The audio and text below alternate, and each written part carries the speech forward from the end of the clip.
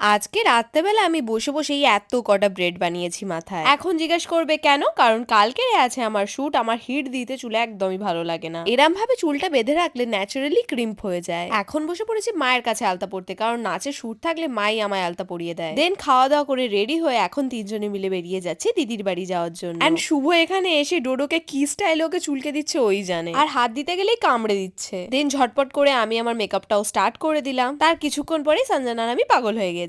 কেন এরম ভাবে পাগলের মতো আমি নাচছিলাম আমি সত্যিই জানি না।